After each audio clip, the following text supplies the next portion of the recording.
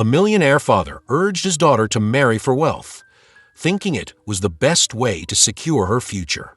But when he uncovered the groom's dark secret, everything he believed was turned upside down.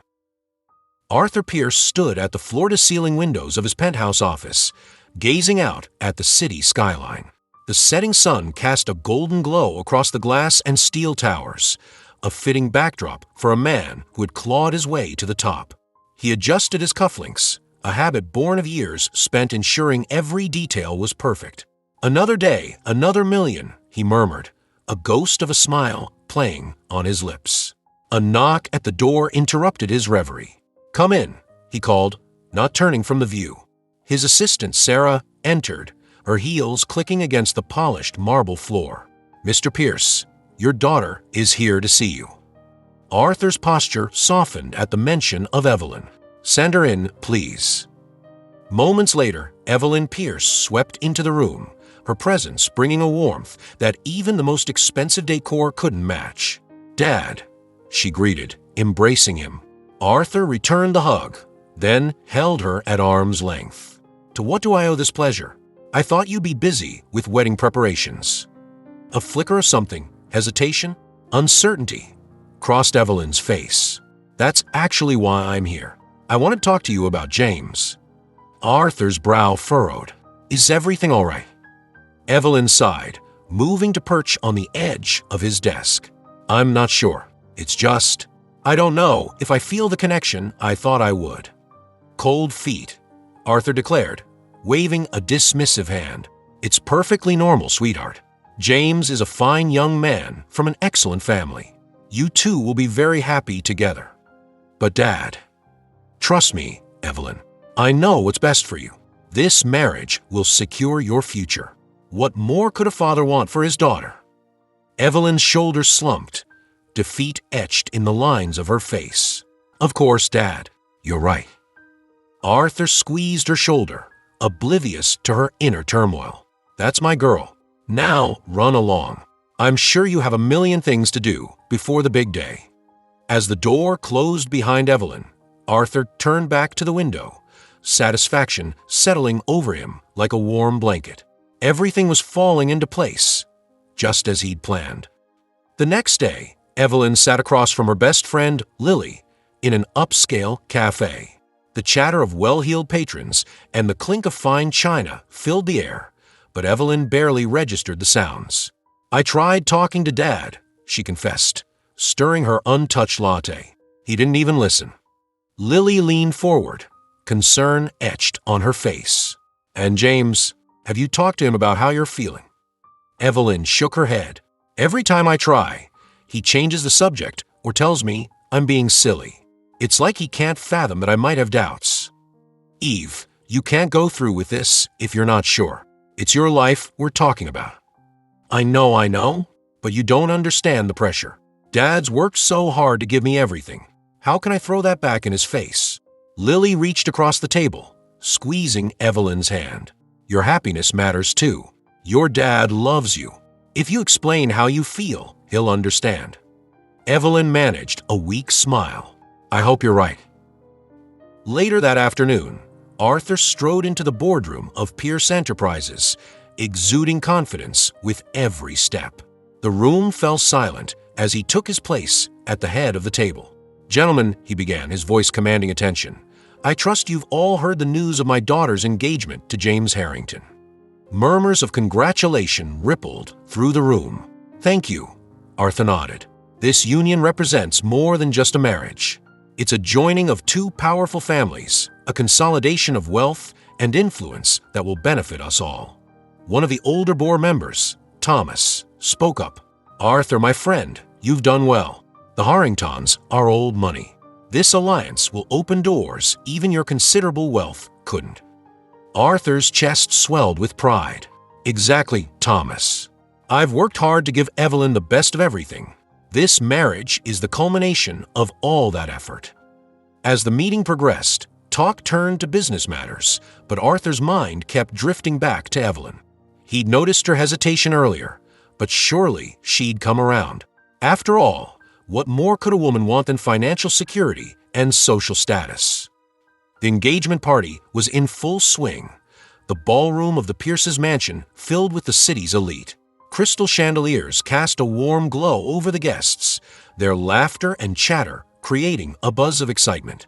Arthur stood near the bar, engaged in conversation with a group of business associates. His eyes kept darting to Evelyn, who was across the room with James. She smiled and nodded as James spoke, but Arthur couldn't help noticing the strain around her eyes. "Arthur, my boy!" A booming voice cut through his thoughts. James's father, Richard Harrington, clapped him on the back. "Quite the affair you've put on here." Arthur grinned, pushing his concerns aside. "Only the best for our children, Richard." Richard nodded, his eyes gleaming. "Speaking of which, I hear James has some exciting plans for expanding the family business. You should ask him about it." Curiosity piqued, Arthur excused himself and made his way over to the young couple. As he approached, he caught the tail end of their conversation. "But James, surely there must be a way to expand without displacing so many people," Evelyn was saying, her brow furrowed. James waved a hand dismissively. "It's just business, darling. You can't make an omelet without breaking a few eggs." Arthur cleared his throat, drawing their attention. "James, my boy, your father tells me you have some big plans in the works." James's face lit up. "Indeed, sir. We're looking at acquiring some properties in the old industrial district, prime real estate, ripe for development." "And the current occupants?" Arthur asked, recalling Evelyn's comment. James shrugged. "Mostly low-income housing and failing businesses. Nothing of value. We'll be doing the city a favor by gentrifying the area." A flicker of unease passed through Arthur, but he pushed it aside. This was the price of progress, after all. "Sounds like a solid plan," he said, clapping James on the shoulder. "You'll have to tell me more about it sometime." As Arthur moved away to mingle with other guests, he missed the look of disappointment that crossed Evelyn's face. The days following the engagement party were a whirlwind of activity. Arthur threw himself into work, determined to ensure everything was perfect for the upcoming wedding. He barely noticed Evelyn's increasing withdrawal, attributing her quiet demeanor to pre-wedding jitters. It wasn't until a quiet Sunday morning, as he sat in his study reviewing some contracts, that the first real crack appeared in his carefully constructed world. A knock at the door drew his attention. "Come in," he called, expecting to see Sarah with his usual morning coffee. Instead, Evelyn entered, looking pale and determined. "Dad, we need to talk." Arthur set aside his papers, giving her his full attention. "What is it, sweetheart?" Evelyn took a deep breath. I'm having doubts about marrying James." Arthur's brow furrowed. "Evelyn, we've been over this. It's perfectly normal to feel nervous." "No, Dad," Evelyn interrupted, her voice stronger now. "This isn't just nerves. I don't think I love him, and I'm not sure he's the kind of person I want to spend my life with." Arthur stood, moving around the desk to face his daughter. "What are you talking about? James is exactly the kind of man you should want. He's successful, from a good family." "But what about his values, Dad? The way he talks about people, like they're just obstacles to be removed. It's not right." Arthur felt a flicker of unease, remembering James's casual dismissal of the people his business plans would displace. But he pushed the feeling aside. "Evelyn, sometimes in business, tough decisions have to be made. It doesn't make James a bad person." Evelyn's eyes filled with tears. "Is that what you really believe? That money is more important than people?" The words hit Arthur like a physical blow. For a moment, he saw himself through his daughter's eyes, a man so focused on wealth and status that he'd lost sight of what truly mattered. But old habits die hard. "Evelyn," he said, his voice softening, "I know it seems harsh now, but I promise you, this marriage will give you the kind of life I've always wanted for you. A life free from the struggles I faced growing up." Evelyn's shoulders slumped in defeat. "Is that all that matters to you, Dad? My financial security?" Before Arthur could respond, a knock at the door interrupted them. Sarah entered, looking apologetic. "I'm sorry to interrupt, Mr. Pierce, but there's an urgent letter for you." Arthur took the envelope, frowning at the unfamiliar handwriting. As he read the contents, The color drained from his face. "Dad," Evelyn asked, concern replacing her earlier frustration. "What is it?" Arthur looked up, his eyes unfocused. It's from Robert Carlyle, my old friend from the neighborhood where I grew up." "What does he want?" Arthur's voice was barely above a whisper. He says James's family is responsible for destroying our old neighborhood, that their business practices ruined countless lives, including his own family." The letter trembled in Arthur's hand as the implications of Robert's words sank in. He'd been so focused on securing Evelyn's future that he'd failed to see the cost of that security. As father and daughter stood in stunned silence, the carefully constructed world Arthur had built began to crumble around them. The path forward was suddenly unclear, fraught with moral dilemmas and painful truths that could no longer be ignored. The stage was set for a confrontation that would force Arthur to reckon with his past, his values, and the true meaning of wealth and success. As the sun streamed through the study windows, casting long shadows across the room, Arthur Pierce faced the most important decision of his life, one that would determine not just his daughter's future, but the very essence of who he was as a man. The Starlight Lounge hummed with quiet conversation and the soft clink of glasses. Arthur Pierce sat at the bar, nursing a scotch, his eyes fixed on the door. When Robert Carlyle walked in, Arthur's breath caught in his throat. 20 years had etched deep lines into Robert's face, but his eyes still held that same fierce determination Arthur remembered from their youth. Robert spotted Arthur and made his way over. "You look like you've seen a ghost." "Feels like I have." Arthur gestured to the empty stool beside him. "Drink." Robert nodded, settling onto the seat. "Whiskey. Neat." As the bartender poured their drinks, an uncomfortable silence stretched between them. Arthur cleared his throat. "Your letter. I have to admit, I wasn't sure what to make of it." Robert's fingers tightened around his glass. "I wasn't sure you'd even read it, but I had to try." "Why now, Robert? After all these years?" Robert's gaze hardened. "Because your daughter is about to marry into the family that destroyed ours." Arthur flinched. "That's a strong accusation." "It's the truth." Robert reached into his jacket and pulled out a thick manila envelope. "Everything's in here. Bank statements, court documents, witness testimonies. The Harringtons built their empire on the backs of people like us, Arthur. They crushed entire communities without a second thought." Arthur's hand trembled as he took the envelope. "I can't believe James would be involved in something like this. The apple doesn't fall far from a tree." Robert's voice was bitter. "You remember what it was like growing up in Oakwood. The Harringtons came in, bought up everything they could, and forced people out. My father lost his job, our home, everything. Memories flooded back, boarded up storefronts, families packing up U-Hauls in the middle of the night, the desperation that hung over the neighborhood like a shroud. Arthur had clawed his way out, but so many others hadn't been as lucky. It was just business," Arthur murmured, the words sounding hollow even to his own ears. Robert slammed his glass down. "Is that what you tell yourself? Is that how you justify pushing your daughter into this marriage?" Arthur's defenses crumbled. "I just wanted to give her security, the kind we never had growing up." "At what cost, Arthur?" "Your conscience. Her happiness." The question hung in the air, unanswered. Across town, Evelyn sat at her apartment, surrounded by bridal magazines and seating charts. The wedding was 3 weeks away, and she felt like she was suffocating under the weight of all. Her phone buzzed. Another text from James. "Finalized the honeymoon plans. You'll love Bora Bora." Evelyn's stomach twisted. She hadn't even known they were considering Bora Bora. She dialed James's number, her fingers shaking slightly. He answered on the third ring. "Hey, babe. What's up?" "James, we need to talk about the honeymoon. I thought we were still deciding." "Oh, that." His tone was dismissive. "I handled it. Trust me, you'll love it. But shouldn't we make these decisions together?" A pause. "Evelyn, I'm trying to surprise you. Can't you just be grateful?" The words stung. "It's not about gratitude, James. It's about partnership. We're supposed to be a team." "And we are. But let's face it, I'm better equipped to handle these things. You just focus on looking pretty in that dress, okay?" The call ended before Evelyn could respond.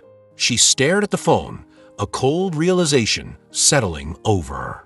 This wasn't the first time James had steamrolled her opinions, and she knew it wouldn't be the last. With shaking hands, she dialed her father's number. It went straight to voicemail. "Dad," she whispered, "I need to talk to you. Please call me back."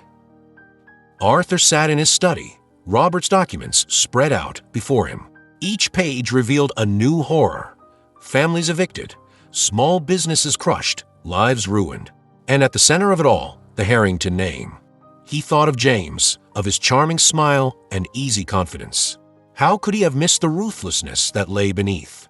A knock at the door startled him. His housekeeper, Mrs. Chun, poked her head in. "Mr. Pierce, your daughter called again." She sounded upset. Guilt washed over Arthur. He'd been so consumed by his investigation that he'd neglected Evelyn. "Thank you, Mrs. Chun. I'll call her right away." But before he could reach for the phone, it rang. James Harrington's name flashed on the screen. Arthur's jaw clenched as he answered. "James, what can I do for you?" "Arthur, I hope I'm not interrupting. I wanted to discuss some business opportunities I've been exploring. Thought you might be interested in getting in on the ground floor." "What kind of opportunities?" James's voice oozed enthusiasm. "There's this neighborhood on the east side. Lots of potential for development. We could make a fortune turning it into high-end condos and retail space." Arthur's blood ran cold. "And the current residents?" "Oh, they'll be compensated, of course. But between you and me, most of them are barely scraping by as it is. We'd be doing them a favor, really." The casual cruelty in James's tone made Arthur's stomach turn. This was the man he was entrusting with his daughter's future? "I'll have to think about it," Arthur managed. Of course. No rush. We've got plenty of time to discuss it after the wedding. Speaking of which, I hope you don't mind, but I've made some changes to the seating arrangements. I'll send over the new chart tomorrow." The call ended, leaving Arthur feeling hollow. He looked down at the documents again, then at the framed photo of Evelyn on his desk. What had he done? Evelyn stood in front of her closet, staring at the wedding dress hanging there. It was beautiful, everything she'd ever dreamed of as a little girl. So why did the sight of it fill her with dread? A soft knock drew her attention. "Come in," she called, hastily wiping away a stray tear. Her father entered, looking more uncertain than she'd ever seen him. "Evelyn, sweetheart, I got your messages. I'm sorry I didn't call back sooner." She turned to face him, no longer able to hide her distress. "Dad, I don't think I can go through with this wedding." Arthur's face crumpled. "Oh, Evelyn, I'm so sorry. I should have listened to you sooner." "What do you mean?" He sank onto the edge of her bed, suddenly looking old and tired. "I've learned some things about James and his family. Things that, well, they've made me question everything." Evelyn sat beside him, her heart pounding. "Tell me." And so he did. He told her about Robert's letter, about the documents proving the Harringtons' unethical business practices, about the families they'd ruined, the lives they destroyed in their pursuit of wealth. "I was so focused on securing your future that I didn't see what was right in front of me," Arthur finished, his voice thick with emotion. "Can you ever forgive me?" Evelyn took her father's hand. "There's nothing to forgive, Dad. We both got caught up in this idea of what my life should look like, but it's not too late to change course." Arthur squeezed her hand. "You're right. It's not too late, but breaking off this engagement won't be easy. The Harringtons are powerful people." "I know." Evelyn's voice was steady. "But I'd rather face their anger than spend my life married to a man who sees people as disposable." Pride swelled in Arthur's chest. "When did you get so wise?" A sad smile played on Evelyn's lips. "I had a good teacher. Mom always said that integrity was more valuable than any amount of money." The mention of Margaret pierced Arthur's heart. How far he'd strayed from the values they'd once shared. "Your mother would be so proud of you," he murmured, "and ashamed of me." Evelyn shook her head. "She'd be proud of you too, Dad. for recognizing your mistake and being willing to fix it." Arthur stood, a new determination in his eyes. "Then let's fix it, together." The next evening, Arthur found himself sitting across from James in an upscale restaurant. The younger man was in high spirits, oblivious to the storm brewing behind Arthur's carefully neutral expression. "I'm telling you, Arthur, this East Side development is going to be huge. We'll make a killing." Arthur set down his fork. "And what about the people currently living there?" James waved a dismissive hand. "Collateral damage. You can't make an omelet without breaking a few eggs, right? Is that how you see people? As eggs to be broken?" James's smile faltered. "Come on, Arthur. Don't tell me you're getting sentimental in your old age. This is business." "No." Arthur's voice was steel. "This is wrong. I've seen what your family's business practices have done to communities, to families. I won't be a part of it." James's charm vanished, replaced by cold calculation. "Careful, Arthur. You're about to become family. You don't want to make an enemy of me." "Actually, James, I don't think we will be family." Arthur stood. "The wedding is off." James's face contorted with rage. "You can't do this. Do you have any idea who I am? Who my family is?" "I know exactly who you are," Arthur replied calmly. "And I want no part of it. Goodbye, James." As Arthur walked out of the restaurant, he felt lighter than he had in years. The road ahead wouldn't be easy, but for the first time in a long time, he knew he was on the right path. Later that night, Arthur sat in his study, staring at the phone. He'd called Robert earlier, apologizing for his initial dismissal and thanking him for opening his eyes. Now, he had one more call to make. He dialed the number with shaking fingers. It rang twice before Evelyn answered. "Dad, is everything okay?" Arthur took a deep breath. "Evelyn, I need to tell you something. I met with James tonight. And I told him the wedding was off." A long pause. Then, "Oh, Dad. I know I should have talked to you first. I'm sorry. I just couldn't sit there and listen to him talk about destroying people's lives like it was nothing."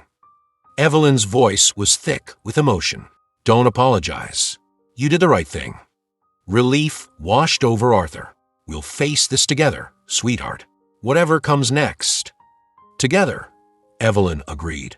"And Dad." "Yes. I love you." Arthur's eyes filled with tears. "I love you too, Evelyn. More than anything in this world." As he hung up the phone, Arthur's gaze fell on a photo of Margaret on his desk. For the first time in years, he felt like he could look her in the eye again. "I almost lost my way," he whispered to her image. "But I'm finding it again. I promise." Outside, the city lights twinkled, a reminder of the world beyond these walls. A world full of challenges, but also opportunities to make amends, to do better, to be better. Arthur Pierce had spent his life chasing wealth and status. Now, he was ready to chase something far more valuable, redemption. The night before the wedding, Arthur paced his study, the weight of his decision pressing down on him like a physical force. Outside, the city lights twinkled, oblivious to the turmoil within the Pierce mansion.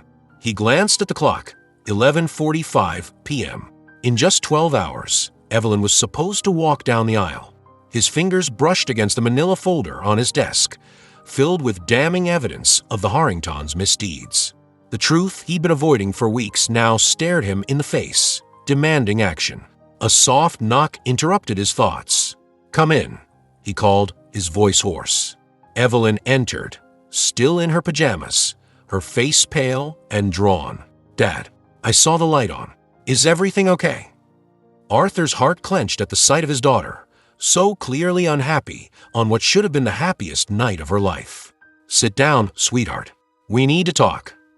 As Evelyn settled into the leather armchair across from him, Arthur took a deep breath. "I've made a terrible mistake." Evelyn's brow furrowed. "What do you mean?" Arthur pushed the folder across the desk. "This contains evidence of James's family's business practices. They've ruined lives, Evelyn. Destroyed entire communities." Evelyn's hands shook as she opened the folder, her eyes widening as she scanned the documents. How long have you known? Too long, Arthur admitted, shame coloring his voice. I was so focused on securing your future that I ignored the warning signs. I pushed you into this engagement without considering your happiness. Tears welled in Evelyn's eyes. Oh, Dad. Arthur knelt beside her chair, taking her hands in his. I'm so sorry, Evelyn. I've been blind, but I see clearly now. This wedding can't go forward, not unless it's truly what you want. A sob escaped Evelyn's throat. It's not. I never loved James. I was just trying to make you proud. Arthur pulled her into a fierce embrace. You've always made me proud, sweetheart. I'm the one who lost sight of what's truly important. As they clung to each other, the clock struck midnight. The wedding day had arrived, but everything had changed. The next morning, chaos erupted at the Pierce mansion.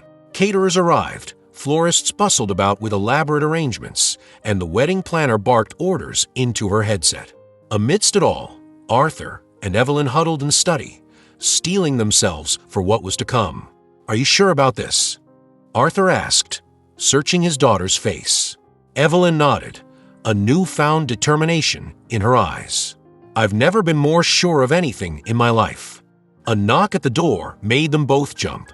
James's voice called out, Evelyn, are you in there? It's bad luck to see the bride before the wedding, you know. Evelyn's face hardened. There isn't going to be a wedding, James.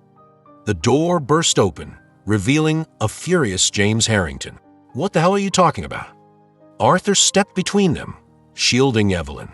The engagement is off, James. We know everything about your family's business practices. James's charm vanished, replaced by cold fury. You have no idea who you're messing with, old man. I know exactly who I'm dealing with, Arthur shot back. A man who built his fortune on the backs of innocent people. Well, it ends now. James lunged forward, but Arthur stood his ground. You'll regret this, both of you. I'll ruin you. Evelyn's voice rang out, clear and strong. No, James, you won't. Because if you try, we'll expose everything. Every dirty deal, every life your family has destroyed. Is that what you want? For a moment, James looked uncertain. Then his face twisted into a sneer. This isn't over, he snarled, storming out of the room. As the door slammed behind him, Evelyn sagged against her father. What do we do now? Arthur squeezed her shoulder. Now we face the music, together. The ballroom of the Pierce mansion buzzed with confusion and speculation. Guests whispered among themselves, wondering about the delay. At the front of the room, James's parents, Richard and Elizabeth Harrington, wore matching expressions of impatience and disdain. When Arthur and Evelyn entered, a hush fell over the crowd. Evelyn, still in her pajamas instead of her wedding gown, stood tall beside her father. Arthur cleared his throat. Ladies and gentlemen, I'm afraid there's been a change of plans. The wedding will not be taking place today. A collective gasp rippled through the room. Richard Harrington surged to his feet, his face purple with rage. What is the meaning of this? Evelyn stepped forward. I can't marry James. I don't love him, and I won't be part of a family that profits from the suffering of others.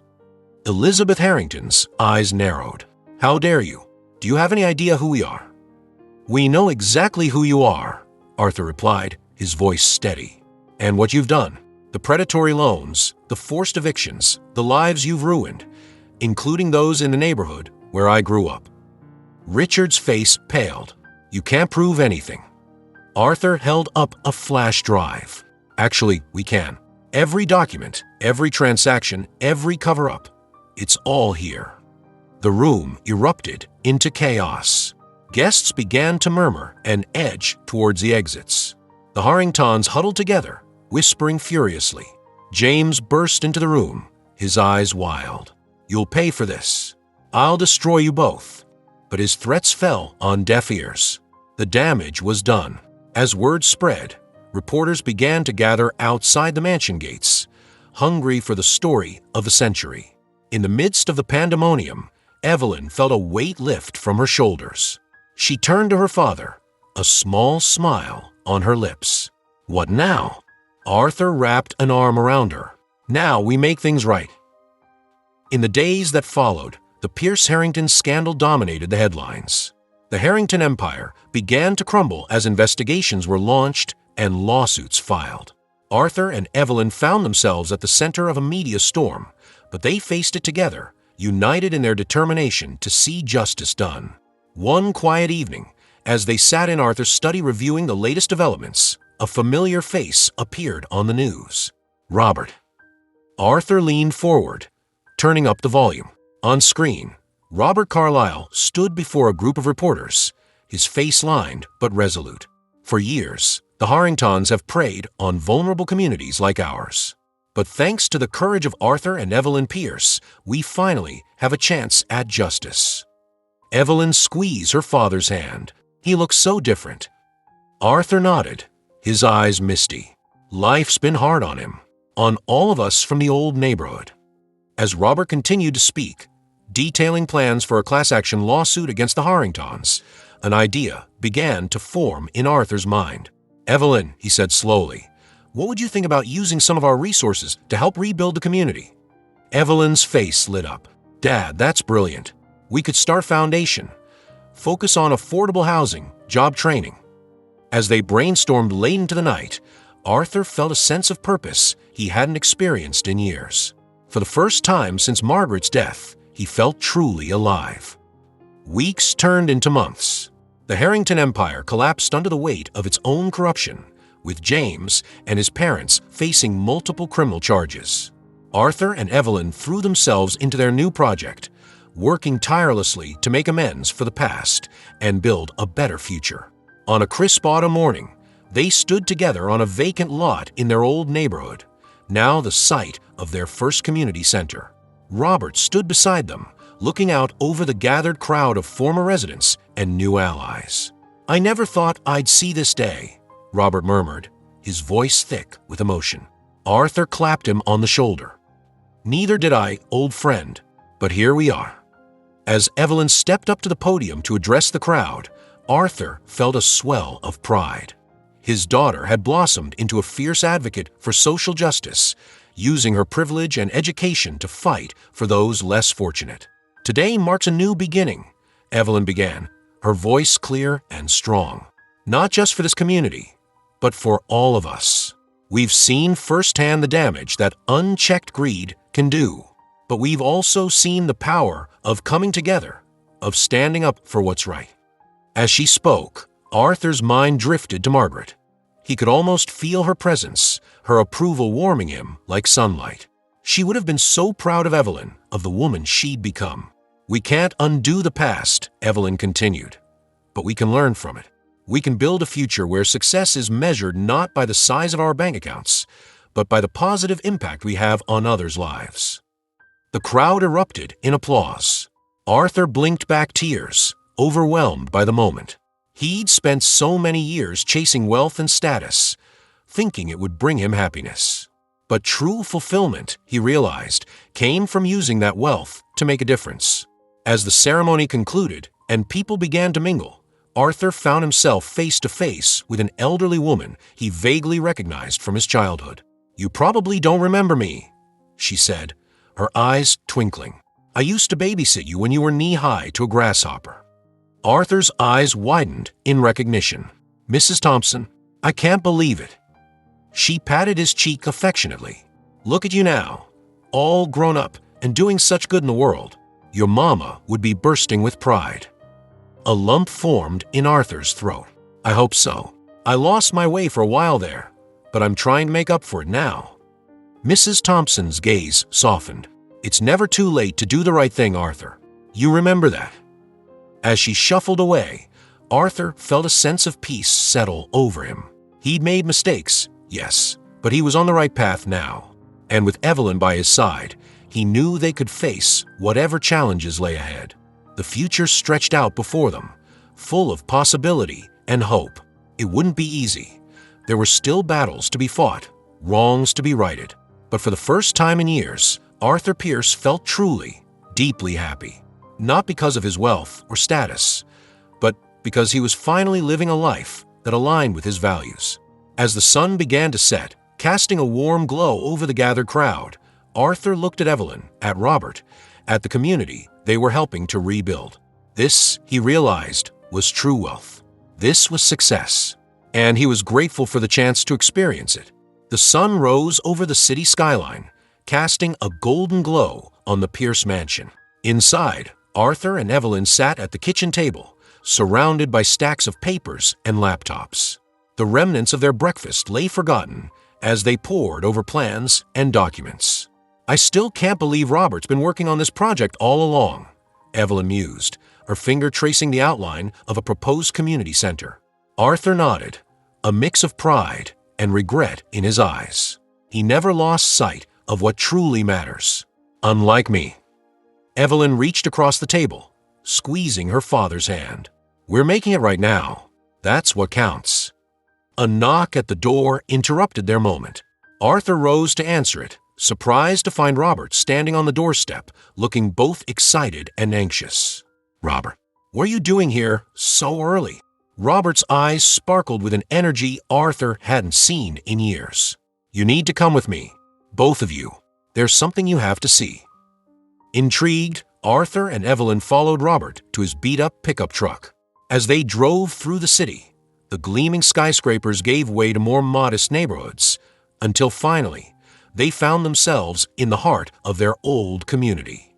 Robert parked in front of a dilapidated building, its windows boarded up and graffiti marring its walls. "This used to be the community center," he explained, his voice thick with emotion, "before the Harringtons bought out and shut it down." Arthur's stomach clenched with guilt. How many times had he driven past places like this without a second thought? Robert led them inside, flicking on a set of battery-powered lanterns. In the dim light, Arthur and Evelyn gasped. The walls were covered with photos, news clippings, and handwritten notes, a timeline of the neighborhood's history and the Harringtons' impact on it. "I've been collecting these for years," Robert explained, "waiting for the right moment, the right allies to help make a difference." Evelyn's eyes widened as she took in the scope of Robert's work. "This is incredible, Robert. But why keep it hidden?" Robert's face hardened. "The Harringtons have eyes everywhere. I couldn't risk them finding out until we were ready to act." Arthur felt a surge of determination. "Well, we're ready now. What's the next step?" Robert grinned, pulling out a set of blueprints. "I was hoping you'd ask that." For the next several hours, the trio pored over Robert's plans. It was more than just rebuilding a community center. It was a comprehensive revitalization project for the entire neighborhood. Affordable housing, job training programs, green spaces. Robert had thought of everything. As the sun began to set, casting long shadows through the broken windows, Arthur stood up, his mind made up. "We're doing this. All of it. Whatever it takes." Evelyn beamed at her father, recognizing the man she'd always known he could be. "I'm with you, Dad. 100%. Robert's eyes glistened with unshed tears. "Thank you, both of you. This means more than you know." As they left the old community center, a small crowd had gathered outside. Word had spread quickly that something was happening in the abandoned building. Arthur recognized faces from his childhood, people who had stayed, struggling to keep their community alive despite overwhelming odds. An elderly woman stepped forward, her weathered face etched with both hope and skepticism. "Is it true? Are you really going to help us rebuild?" Arthur met her gaze, his voice steady and sure. "Yes, ma'am. It's long overdue, but we're here to make things right." A murmur rippled through the crowd. Some faces showed cautious optimism, others outright disbelief. Arthur couldn't blame them. They'd been let down too many times before. Evelyn stepped forward, her voice clear and strong. "We know words aren't enough. You have no reason to trust us. But we're asking for a chance to prove ourselves through actions, not just promises." An older man pushed his way to the front, his eyes narrowed. "And what about the Harringtons? You think they'll just sit back and let you undo all their dirty work?" Arthur's jaw clenched. "Let me worry about the Harringtons. This community has suffered enough because of them. It's time for that to change." As the crowd dispersed, buzzing with a mixture of hope and wariness, Arthur, Evelyn, and Robert huddled together. "This won't be easy," Robert warned. "The Harringtons won't go down without a fight." Arthur's eyes glinted with determination. "Then it's a good thing we've got right on our side." Over the next few months, the old neighborhood buzzed with activity. Construction crews worked tirelessly to renovate the community center, while teams of lawyers and activists worked to secure funding and navigate the complex web of city regulations. Arthur threw himself into the project with a passion he hadn't felt in years. He leveraged his business connections, calling in favors and making new allies. Evelyn, meanwhile, became the public face of the initiative, her genuine compassion and articulate vision winning over even the most skeptical community members. But as Robert had predicted, the Harringtons didn't take the challenge lying down. Legal roadblocks appeared at every turn. Mysterious accidents plagued the construction site, and whisper campaigns sought to turn the community against the Pierces. One crisp autumn morning, Arthur arrived at the site to find a crowd gathered around the half-finished community center. His heart sank as he saw the fresh graffiti marring the walls, crude threats and accusations of gentrification. As he pushed through the crowd, he heard a familiar voice rising above the din. Evelyn stood on a makeshift platform, her voice steady despite the tension in the air. "I know you're scared," she was saying. "Change is always frightening, especially when you've been let down so many times before. But this isn't about pushing you out or changing who you are. It's about giving this community the resources and support it deserves, the same resources that were stolen from you years ago." Arthur watched with pride as his daughter's words began to sway the crowd. She wasn't just reciting platitudes. She spoke with the passion of someone who truly believed in what she was saying. As Evelyn finished speaking, an elderly man Arthur recognized as Mr. Johnson, the former high school principal, stepped forward.